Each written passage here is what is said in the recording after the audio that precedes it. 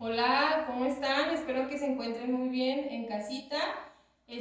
Para nuestra actividad del día de hoy vamos a necesitar recortes o imágenes de algunos animales. Recuerden que el tema de esta quincena son animales majestuosos. Para comenzar, coloca a tu bebé en una superficie cómoda donde él se sienta a gusto. Y vamos a comenzar. Vamos a escuchar estos sonidos. León,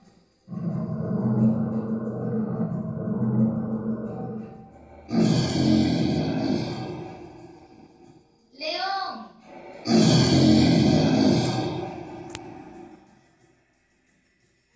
elefante,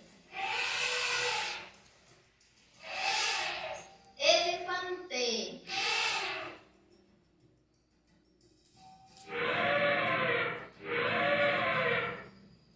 oso panda,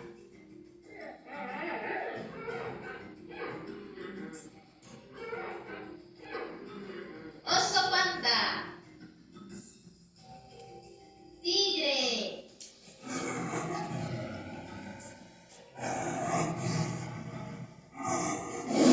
tigre,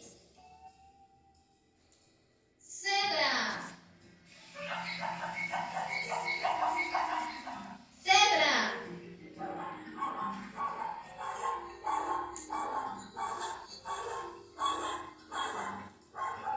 Muy bien.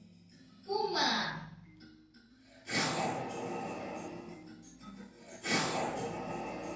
puma, mono,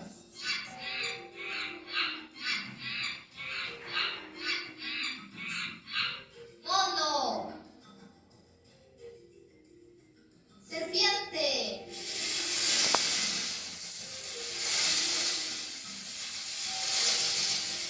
serpiente. Muy bien.